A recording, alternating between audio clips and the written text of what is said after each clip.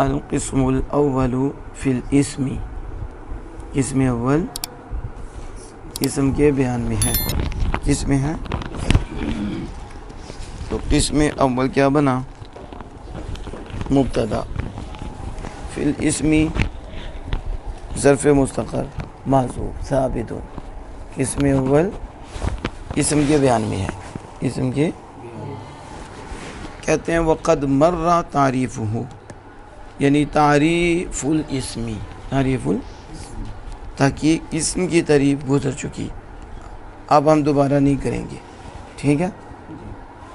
وجہ اثر میں بھی وہ مصنف نے تو قصر چھوڑی نہیں، اثر نہیں چھوڑی کوئی تعریف میں قصر، کیونکہ انہوں نے حصر میں بھی تعریف کر دی، حصر کے بعد بھی تعریف کر دی، حصر کے تو اب انہوں نے کہہ دیا قد مر تعریف، یعنی یہ درمیان میں جملہ معترضہ آ گیا ہے، معترضہ ہے نا، اسم کی تعریف پہلے ہو چکی، گزر چکی، مرہ یہ فعل، تعریف اس کا فاعل، وَهُوَ يَنْقَسِمُ إِلَى الْمُعْرَبِ وَالْمَبْنِيِّ، اور وہ یعنی اسم، ضمیر کا مرجع اسم منقسم ہوتا ہے معرب اور مبنی کی طرف، اس کی طرف فَلْنَذْكُرْ أَحْكَامَهُ فِي بَابَيْنِ وَخَاتِمَةٍ، کہتے ہیں ہم اس کے احکام دو بابوں میں ذکر کریں اور ایک خاتمہ میں، ایک الباب الاول، الباب فی الاسم المعربی، پہلا باب کس میں ہے؟ اسم معرب میں، فی مقدمۃ و ثلاثۃ مقاصد و خاتمۃ، اور اس میں یعنی پہلے باب میں ایک مقدمہ ہے اور تین مقاصد اور ایک خاتمہ۔ اما المقدمۃ ففیہا فصول، رہا مقدمہ تو اس میں بھی فصلیں ہیں، رہا مقدمہ اس میں فصلیں ہیں۔ یہاں جو مصنف نے کہا ینقسم الی المعرب والمبنی، کہ اسم کی دو ہی قسمیں ہیں، اسم معرب ہوگا یا اسم معرب اور مبنی کی طرف منقسم ہوتا ہے، کیوں؟ لأن الاسم لا يخلو اما ان يكون مفردا او مرکبا، کہتے ہیں اس لیے کہ اسم دو حال سے خالی نہیں، اسم وہ مفرد ہوگا یا مرکب، اسم دو حال سے خالی نہیں، مفرد ہوگا یا مرکب۔ فالاول مبنی، فن یعنی مفرد ہو تو وہ کیا ہے؟ مبنی، والثانی لا یخلو، اور یا مرکب ہوگا، مرکب یہ دو حال سے یہ بھی حالی نہیں، کہ لا یخلو اما یکون مشابہا لمبنی الاصلی اولا، اگر اسم مرکب ہو تو یا وہ مبنی الاصل کے مشابہ ہوگا یا نہیں، مبنی اصل کے مشابہ ہوگا یا نہیں، اگر وہ مبنی اصل کے مشابہ نہیں تو فثانی معرب، تو ثانی معرب ہے، والاول مبنی، اگر وہ مرکب ہے مبنی اصل کے مشابہ تو وہ کیا ہوگا؟ مبنی، وہ کیا ہوگا؟ اب سمجھ آ گئی کہ اسم دو حال سے یعنی مفرد ہوگا یا مرکب، مفرد ہو تو مبنی، مرکب ہو تو پھر دو حال سے یعنی نہیں، مشابہ ہے مبنی اصل کے یا نہیں، مشابہ ہے تو مبنی، مشابہ نہیں تو معرب، یہ ذہن میں رکھنا ہے، مرکب کے بعد یہ نا، تو مفرد معرب نہیں ہوتا، مفرد یہ نا بعد میں پوچھو تو پھر ایسے لگے جیسے آپ پہلی دفعہ پڑھنے لگی ہیں، آپ کو پتہ ہی کوئی نہیں۔ وَاعْلَمْ أَنَّ الْإِعْرَابَ فِي اللُّغَةِ جَاءَ بِالْمَعْنَيَيْنِ الْأَوَّلُ الْإِبَانَةُ وَالْإِظْهَارُ كقول الشاعر، والثاني الفساد والالتباس كقولهم عربت معدته، یا عربت معدته، تو جان کے اعراب لغت میں دو معنی پر آیا ہے، تو لغت میں اعراب کے کتنے معنی ہیں؟ دو معنی ہیں، اول ابانہ اور اظہار. اول کیا ہے؟ ابانہ کسے کہتے ہیں؟ الاظہار. الابانۃ والاظہار. اور یہ کچھ دو الگ الگ نہیں ہے، شکلیں الگ ہیں، معنی ایک ہی ہے. ابانہ اظہار ایک ہی چیز ہے لیکن شکلیں الگ ہیں، اس لیے کہا الابانۃ والاظہار. تو یہ واو جو ہے دو چیزیں الگ الگ نہیں بتا رہا کہ خیریت ہے، یوں سمجھو تفسیر ہی ہے پہلے کی. الابانۃ واو تفسیری ہے یعنی ظاہر کرنا. تو اعراب کا ایک لغت میں معنی کیا ہے؟ ظاہر. جیسے شاعر کہتا ہے وَأُعْرِبُ أَحْيَانًا أَنَا فَأُصَارِحُ، میں کبھی کبھی ظاہر کرتا ہوں، میں کبھی ظاہر. یہاں اعراب بمانا ظاہر کرنے کے. اور ثانی الفساد.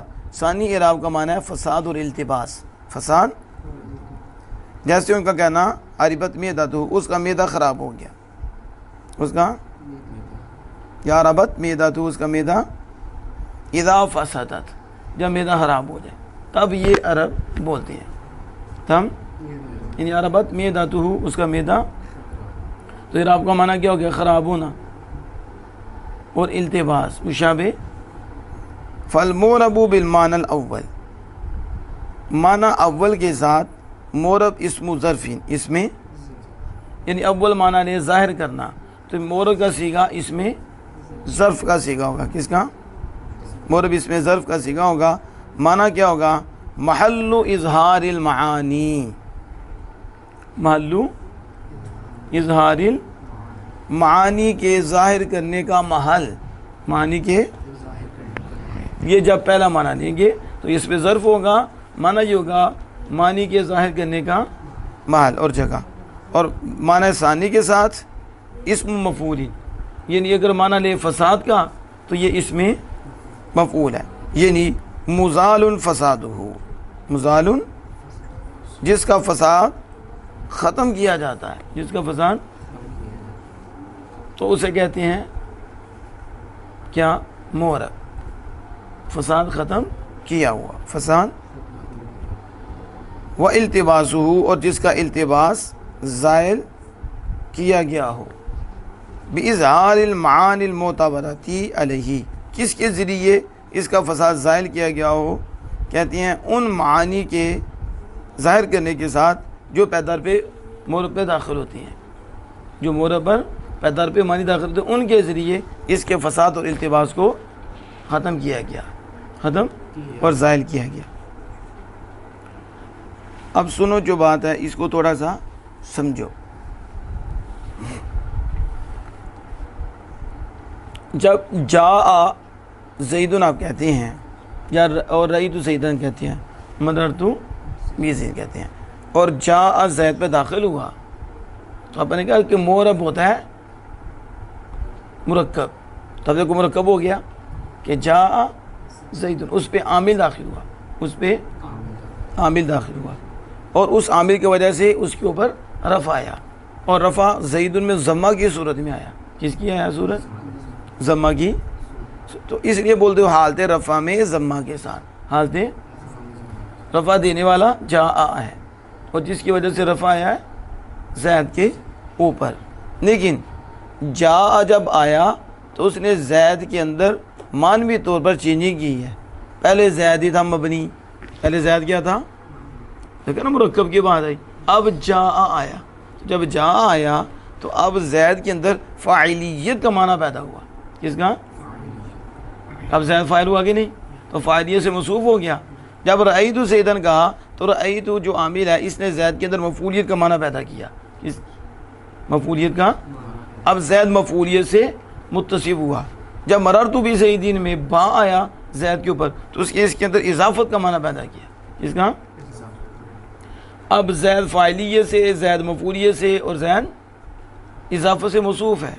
ٹھیک ہے، یہ ہیں معانی جو عامل کے آنے کی وجہ سے حاصل ہوئے. کس کے؟ جا عامل آنے کی وجہ سے فاعلی کا معنی حاصل ہوا، اور رأیت عامل آنے کی وجہ سے مفعولیت کا معنی حاصل ہوا، اور با عامل آنے کی وجہ سے اضافت کا معنی حاصل ہوا. لیکن اب آپ کو پتہ چلا کہ یہاں فاعل بن رہا ہے، یہاں مفعول بن رہا ہے، لیکن جب اس کے اوپر ٹوپی آئی تو پھر ٹوپی سے پتہ چلا کہ اس کے اندر فاعلیت کا معنی ہے، اور ٹوپی سے پتہ چلا اس کے اندر مفعولیت کا معنی ہے، اور ٹوپی سے پتہ چلا اس کے اندر، اور وہ ٹوپی اعراب ہے، وہ کیا ہے؟ اعراب ہے۔ تو دیکھو جب معنی آیا، ٹھیک ہے، تو پھر معنی کو ظاہر کس نے کیا؟ مورب نے۔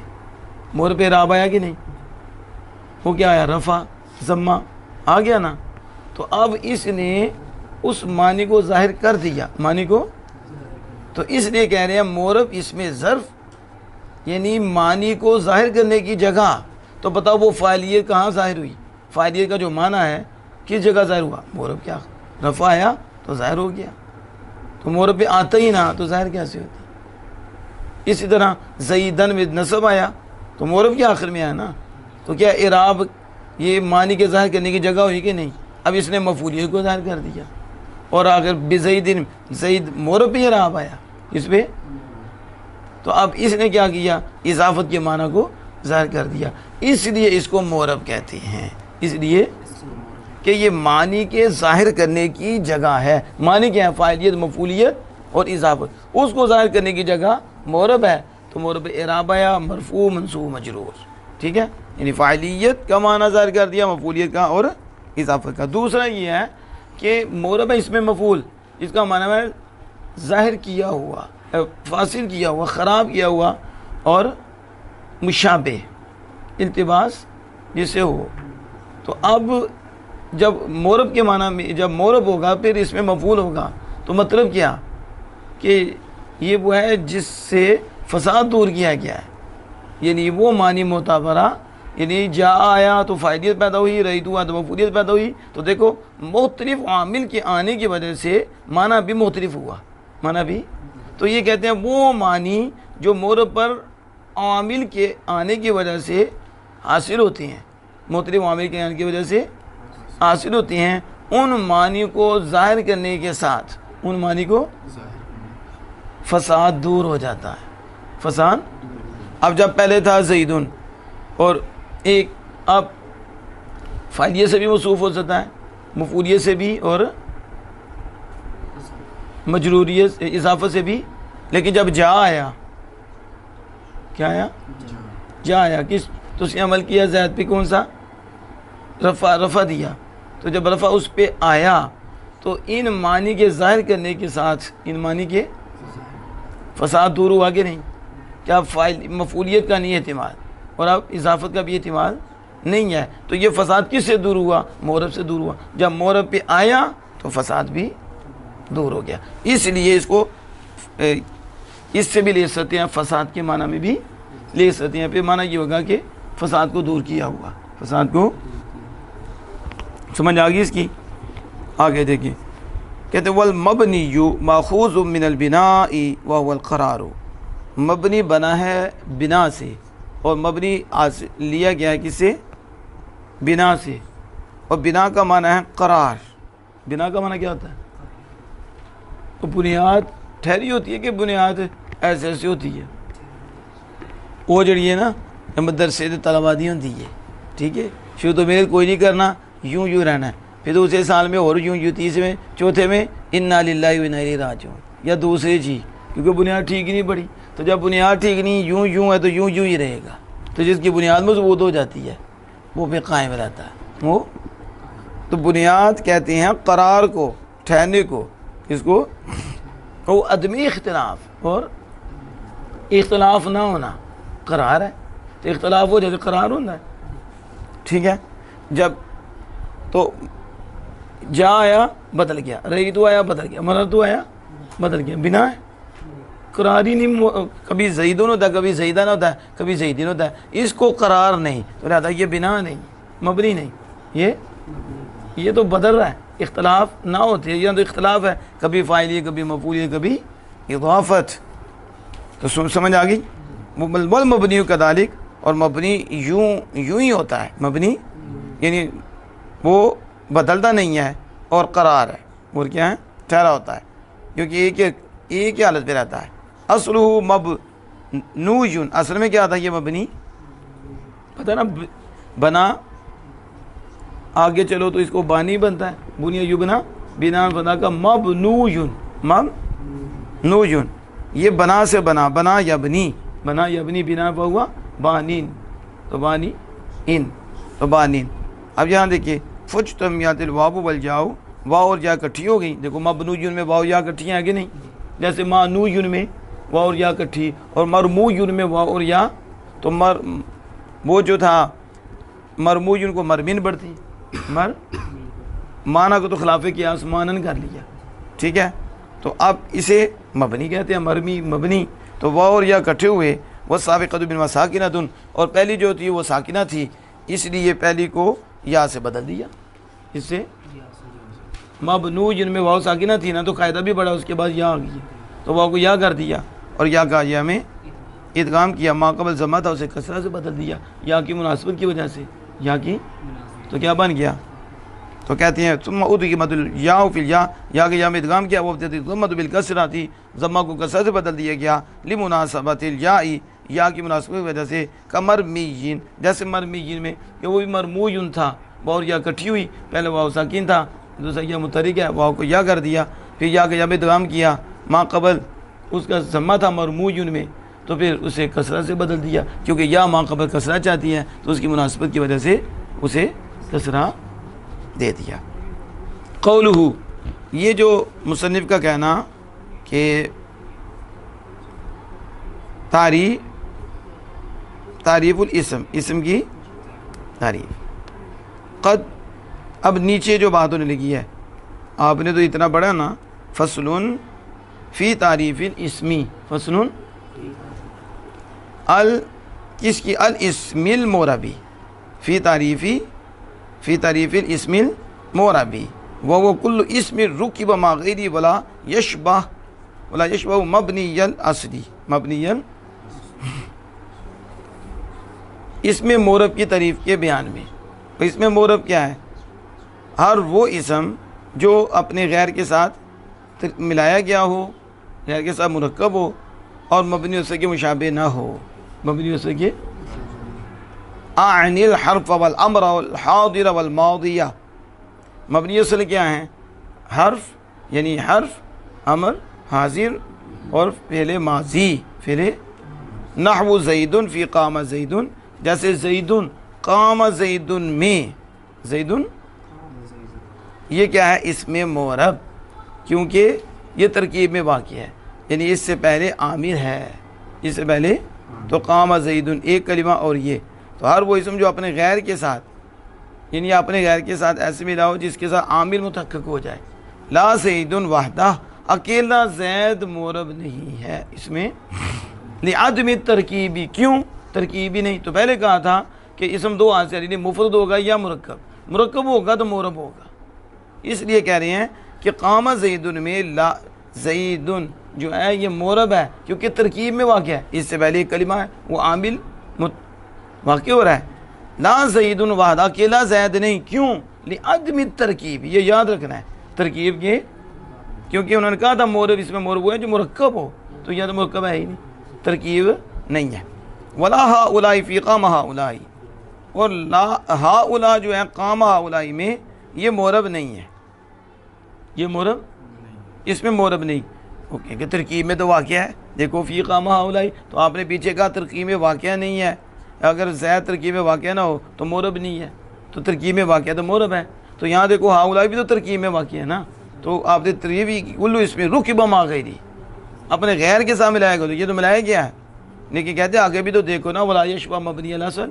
ولا یشبہ وہ مبنی اصل کے مشابہ نہ ہو، جبکہ یہ مبنی اصل کے مشابہ ہے، یہ کیوں نہیں ہے معرب، کہتے ہیں لوجود شبہ، اس لیے کہ شبہ پائے جانے کی وجہ سے، شبہ مبنی اصل سے مشابہت رکھنے کی، تو اس میں معرب کا دوسرا نام وہ یسمى متمکنن، کیا رکھا جاتا ہے، اس میں متمکن، اس میں معرب کا دوسرا نام کیا ہے، اب یہاں فعل معرب کی بات نہیں ہو رہی، اسم کی تقسیم شروع ہوئی، تو اس لیے کہا اسم کی دو قسمیں، معرب اور مبنی، یعنی اس میں معرب اور اس میں مبنی، اس میں معرب، اس میں مبنی، تو پھر اس میں معرب کی تعریف کرتے ہوگا کل اسم رکب مع غیری ولا یشبہ مبنی الاصل، کہ وہ ہے جو اپنے غیر کے ساتھ ملایا گیا ہو، ایسا جیسے جس کے ساتھ عامل متحقق ہو، یعنی اس میں مورب وہ ہے کہ جس کے ساتھ عامل ہو، جس کے ساتھ، اور وہ مبنی افضل کے ساتھ مشابہت نہ رکھتا ہو، اس کا دوسرا نام اس میں متمکن ہے۔ کیا نام ہے؟ کہتے ہیں قدم المورب علی المبنی لکون اصلا، مصنف نے مورب کو مبنی پر مقدم کیا کیونکہ یہ اصل ہے، کیوں؟ لأن المقصودہ من وضع الالفاظ اظہار ما فی الضمیر وهو لا یحصل الا بالاعراب اذ به یعلم ان هذا فاعل وذلك مفعول وغیرها۔ یہ اصل کیسے ہے؟ مورب اصل کیسے ہے؟ کہتے ہیں کیوں؟ کیونکہ مقصود الفاظ کی وجہ سے، کیونکہ وجہ سے جو ضمیر میں ہے اس کو ظاہر کرنا ہے، اس کو بتاؤ یہ جو الفاظ وضع کیے گئے کیوں؟ یہ جو ہم بول رہے ہیں الفاظ نہیں ہیں، تو یہ کیوں وضع کیے گئے؟ تاکہ ان سے اپنے اندر کو ظاہر کرے۔ تو ہر بندہ اپنی تفسیر کرتا ہے بول کر، کیا؟ تو اگر اسے الفاظ ہی نہ ہوں تو وہ کیسے بولے گا؟ الفاظ ہی بولتا ہے نا، کس سے؟ تو کہتے ہیں الفاظ سے مقصود ما فی الضمیر، جو دل میں ہے اس کو ظاہر کرنا ہے، اس کو، اور یہ اعراب کے ذریعے حاصل ہوتا ہے۔ کس کے ذریعے؟ یہ حاصل نہیں ہوتا مگر اعراب کے ذریعے، کیونکہ اسی کے ذریعے جانا جاتا ہے، الفاظ کے ذریعے ہی جانا جاتا ہے کہ یہ فاعل ہے، یہ مفعول ہے، اور یہ اس کے علاوہ ہے، اس کے علاوہ ہے۔ تو اب سمجھ آ گئی؟ تو یہ حاصل نہیں ہوتا مگر اعراب سے، کیونکہ اسی کے ساتھ فاعل، مفعول اور وغیرہ، تو پتہ چلا کہ مورب اصل ہے، مورب اسے اس کو مقدم کیا۔ رکبہ ما غیری جو بات تھی اس کی وضاحت سن لیں، میں نے جو مفہوم بتا دیا ہے۔ المراد بالترکیبی ترکیب یتحقق مع العامل، یہ میں نے بتایا کہ ترکیب سے مراد کیا ہے۔ ترکیب سے مراد ایسی ترکیب جس کے ساتھ عامل واقع ہو، تو میں نے یہ کہا کہ غیر کے ساتھ ملا ہوا ہو، غیر کے کیا مطلب؟ ایسا ملا ہو کہ عامل واقع ہو، کیا ہو؟ تو ترکیب سے مراد یہ ہے کہ وہ اپنے غیر، اس میں مورب ہے جو اپنے غیر سے ملا ہو، یعنی اس میں مورب کے ساتھ عامل واقع ہو، ایسی ترکیب ایسا ملایا جانا کہ اس کے ساتھ عامل پایا جائے، عامل۔ اب یاد رکھنا ترکیب سے مراد کیا ہے؟ ترکیب سے مراد کہ اس ترکیب کے ساتھ عامل پایا جائے، اس ترکیب کے ساتھ، اور عامل متحقق ہو اور واقع ہو، ٹھیک ہے؟ اس میں مورب ہے جو اپنے غیر کے ساتھ مرکب ہو۔ کیا مطلب غیر کے ساتھ مرکب ہو؟ یعنی عامل کے ساتھ مرکب ہو، ایسا مرکب جو عامل کے ساتھ ہو، ٹھیک ہو گیا؟ آگے سنیں، فَيَخْرُجُ عَنْهُ، پھر اس سے نحو غلام زیدین، غلام زیدین کی مثل نکل جاتا ہے۔ کس کی؟ کیوں؟ لِعَدْمِ تَحَقُّقِ الْعَامِلِ فِيهِ، کہ اس کے عامل نہیں پایا جاتا، اس میں عامل متحقق نہیں ہے۔ اب غلام زیدین کی یہ نکل جائے گی، یہ اس لیے نکل جائے گی کہ اس کے ساتھ عامل نہیں پایا جاتا، اس کے ساتھ، اور اس کا کہنا ولا یشبہ مبنی الاصلی، مبنی اصل کے مشابہ نہ ہو۔ کیا مطلب؟ ای لا یناسب مناسبتا موصلتا فی منع الاعرابی، یعنی یہاں مشابہت بمانا مناسبت ہے، وہ مبنی و اصل کے مناسب نہ ہو، مبنی و ایسی مناسبت جو منع اعراب میں اثر رکھتی ہو، یعنی غیر مسلم میں کیا کرتی ہو؟ اعراب کے روکنے میں اثر کرتی ہو، ایسی مناسبت نہ، ایسی، اگر ایسی مناسبت ہوگی تو یہ بھی مبنی اصل کے مشابہ ہو جائے گا۔ تو یہ مطلب ہے کہ مبنی اصل کے مشابہ نہ ہو، یعنی اس کی نسبت نہ ہو مبنی اصل سے، وہ نسبت جو منع اعراب میں مؤثر ہے، یعنی اعراب کے روکنے میں تاثیر کرتی ہے۔ سمجھ آ گئی؟ کہتے ہیں وَعْلَمْ أَنَّ مُشَابَهَةَ عَلَى أَنْوَاعٍ، تم جان لو کہ مشابہت کی کئی قسمیں ہیں، مشابہت کی، اور یہ جو مناسبت ہے مبنی اصل کے ساتھ، اس کی کئی قسمیں ہیں۔ احدوا، ایک یہ ان یتضمن الحرف، کہ وہ حرف کو شامل ہو، کس کو؟ کا خمسۃ عشرہ، تو دیکھو نا خمسۃ و عشر تھا، خمسۃ، تو اب دیکھیں یہ مناسبت کہتے ہیں مشابہت کی وجہ سے ہے کہ وہ اسم حرف کو شامل ہو، کس کو؟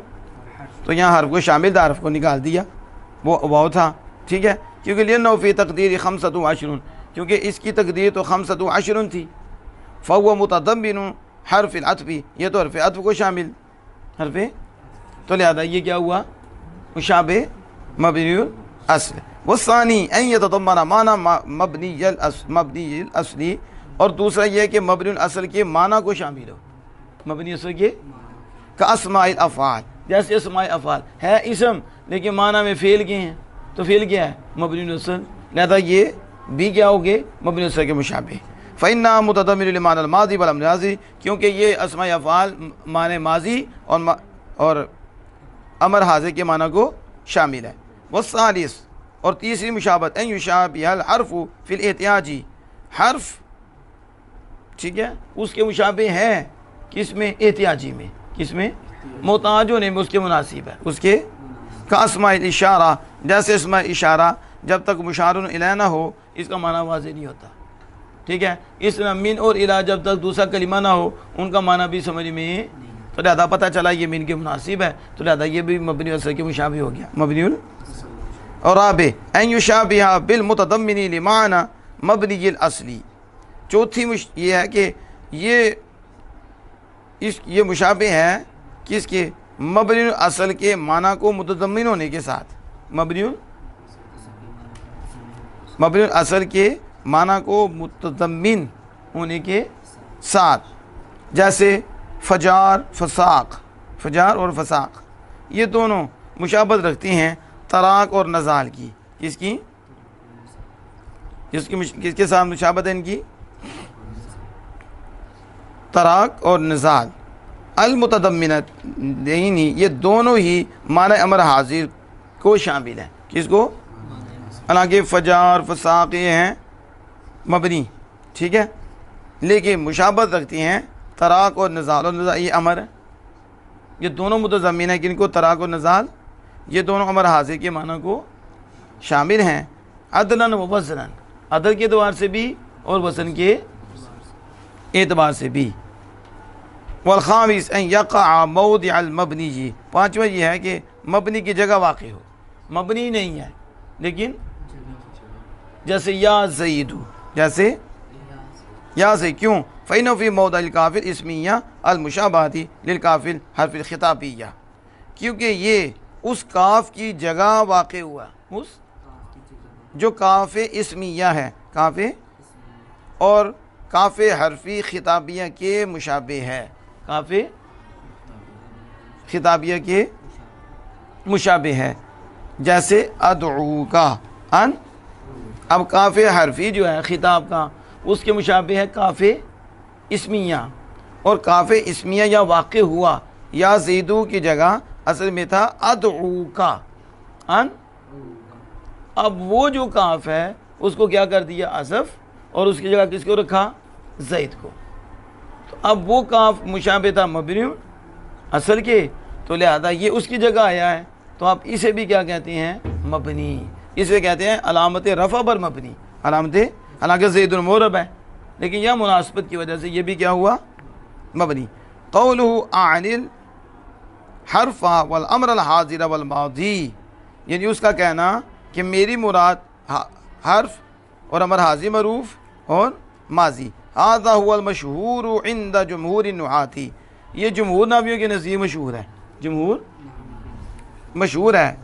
اور انما قید مصنف نے قید لگا دی الامر بالحاضر، امر کی حاضر کے ساتھ، اس کے ساتھ حاضر کے ساتھ. کیوں؟ لأن الامر للغائب معرب بالاجماع، کہتے ہیں امر للغائب، حاضر کی کیوں کیا لگائی؟ اس لیے کہ امر جو غائب کے لیے آتا ہے وہ بالاجماع معرب ہوتا ہے. نامیوں کے اجماع کے وہ معرب ہے، وہ مبنی نہیں ہے کیونکہ اس پہ اعراب آتا ہے کہ نہیں. وَإِنَّمَا لَمْ يَعُدُّ الْجُمْلَةَ مِنَ الْمَبْنِيَّاتِ، بلا شبہ اس نے جملہ مبنیات میں سے اسے شمار نہیں کیا، اسے شمار نہیں کیا. کیوں؟ لأن مبنی الاصلی لا يكون الاعراب لفظا ولا تقدیرا، کیونکہ مبنی اصل پہ نہ لفظاً اعراب آتا ہے نہ تقدیراً اعراب آتا ہے. ولا محلاً، ولا، تو مبنی اصل جو ہے اس کے لیے لفظاً اعراب نہیں آتا، لفظاً اس کے لیے لا یکون لہ اعراب لفظاً ولا تقدیراً. ولا جملہ معرب محلاً، محلاً معرب ہوتا ہے، جملہ محلاً فلا یکون من مبنیات الاصلی، وہ مبنیات اصل سے نہیں ہوگا، مبنیات نہیں ہوگا۔ آگے جو کہا لا زید وحدہ، اکیلا زید، اکیلا معرب نہیں ہے، معرب کیوں؟ یعنی لا یورب زید حال کونی مفردن، کہ زید مفرد ہونے کی حالت میں معرب نہیں ہے، مفرد ہونے کی کیوں؟ فالکلمۃ واحدہ، اکیلا کلمہ، اکیلا حال عن زید، وہ زید کا حال ہے، کس کا؟ زید کی حالت ہے، بتاویل نکرہ، نکرہ کی تعویل میں، کس کی؟ یعنی متوحدن، متوحدن، زید اکیلا، زید یعنی مفردن، متوحدن مفردن، اکیلے زید کی حالت بیان کی گئی ہے۔ اور اس کا کہنا لعدم ترکیبی، ترکیب کے نہ ہونے کی وجہ سے، کیونکہ لأن المعرب عنده ما له استغراق الاعراب بالفعل وذلك لا يحصل الا بالترکیب، فلهذا اخذ الترکیب في تعریف المعرب وعند صاحب الکشاف المعرب ما له صلاحیت الاعراب بعد الترکیب، زید وحدہ معرب عنده لصلاحیت الاعراب بعد الترکیب۔ بس یہ یاد رکھیں، کہتے ہیں عدم ترکیب، ترکیب نہ ہونے کی وجہ سے، ترکیب وہ کیا ہوگا؟ مبنی، ترکیب ہوگی تو معرب ہوگا۔ اکیلا زیادہ اپنی حالت بیان کر رہا ہے، اپنی حالت بیان کر رہا ہے، لیکن کہتے ہیں کیونکہ معرب اس کے نزدیک وہ ہے جو اعراب کا حق رکھتا ہے بالفعل، جو اب مصنف کے نزدیک معرب وہ ہے جو بالفعل اعراب کا حق رکھتا ہو۔ کیا رکھتا ہوں؟ اب آپ بول رہے ہیں تو بالفعل ہے، چپ کر جائے تو بالقوہ ہے، بالقوہ ہے، تو بالقوہ آپ کو کیا کہیں گے سمجھانے کے لیے؟ مبنی، تو بولیں گے کیا کہیں گے؟ معرب، کیا کہیں گے؟ اس لیے مصنف کہتا ہے اعراب آئے، عامل آئے اس کے ساتھ، عامل اس کے ساتھ آئے تو معرب، کیونکہ اب اعراب کا حق رکھتا ہے۔ اب اگر عامل نہ آئے تو مبنی، معرب نہیں، کیونکہ اس وقت وہ اعراب کا حق نہیں رکھتا، ٹھیک ہے؟ تو وہ اعراب کا کیا ہے؟ مستحق نہیں ہے، بالفعل، یعنی اب آیا ہوا تو نہیں ہے۔ کیوں کہ یہ تو ترکیب کے بغیر حاصل ہی نہیں ہوتا اعراب، ترکیب کے، لہذا مصنف کے نزدیک حالی زید عمر بکر یہ سارے مبنی ہیں، معرب نہیں ہے، کیونکہ بالفعل یہ اعراب رکھتے ہی نہیں، تو وہ عامل آئے گا تو آئے گا، ٹھیک ہے؟ تو یہی وجہ ہے کہ اس نے معرب کی ترکیب میں، معرب کی تعریف میں ترکیب کا کیا کیا؟ کہا کہ ترکیب بھی ہو، کیا ہو؟ یعنی عامل کے ساتھ ملا ہوا ہو۔ اور صاحب کشاف کے نزدیک معرب وہ ہے جس کے لیے اعراب کی صلاحیت ہو، جس کے لیے صلاحیت ہو بعد ترکیب، ترکیب کے بعد، جس کے لیے اعراب کی صلاحیت ہو کم ترکیب کے، سمجھ آ گئی؟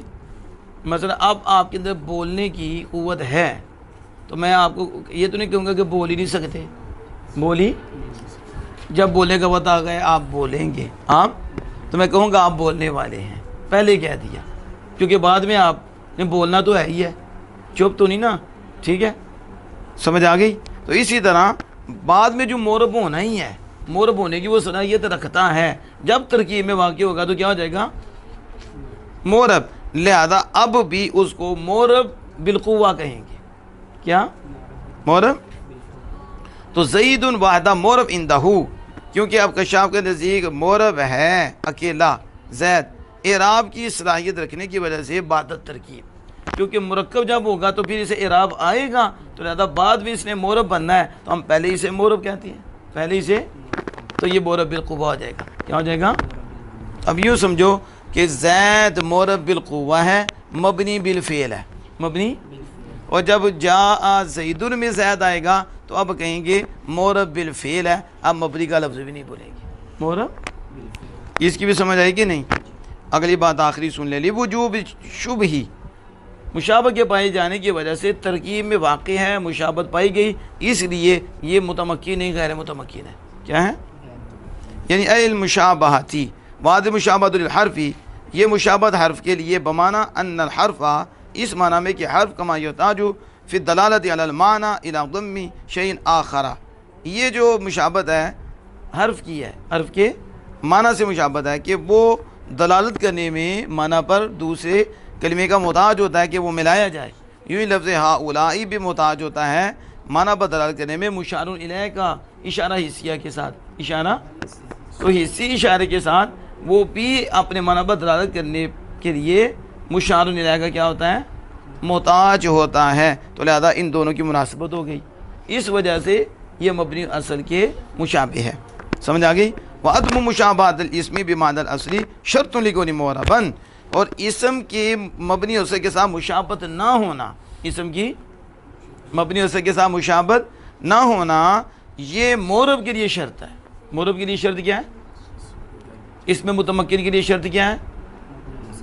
مشابہ نہ، اور یہ نامیر میں بھی آپ نے پڑھا، سمجھ آ گئی؟ یہی بات کر رہے ہیں۔ پس فائدہ فقد الشرط، بس شرط مفقود ہو گئی تو مشروط بھی مفقود ہو گیا۔ جب شرط ہی نہ پائی گئی کہ مبنی اصل کے ساتھ وہ مشابہت نہیں رکھتا تو پھر مبنی اصل ہوگا، مشابہ مبنی اصل ہوگا۔ جب شرط ہی نہیں پائی جائے گی تو مشروط بھی، تو جب وہ مبنی اصل کے ساتھ مشابہت نہیں رکھتا تو پھر کیا ہوگا؟ معرب۔ یہی کہا نا کہ معرب اسے کہتے ہیں۔ وَاعْلَمْ أَنَّ الْمُعْرَبَ لَا يَحْصُلُ إِلَّا بِشَرْطَيْنِ أَحَدُهُمَا، کہتے تو جان لے معرب دو شرطوں سے حاصل ہوتا ہے۔ معرب بس کتنی شرطوں سے؟ احدہما وجودی، ایک وجودی، ایک اور ایک عدمی۔ ایک وجودی، وجودی کیا ہے؟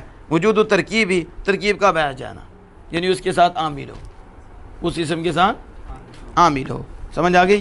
فعلم بات جانا گیا بقول کل اسم رکب ما غیرہ، ترکیب یہ جو وجودی شرط ہے کل اسم رکب ما غیرہ سے پہچانی گئی، ہر وہ اسم جو اپنے غیر کے ساتھ ترکیب دیا گیا ہو، اپنے غیر کے ساتھ ملایا گیا ہو، اپنے یعنی عامل کے ساتھ مرکب ہو، عامل کے ساتھ۔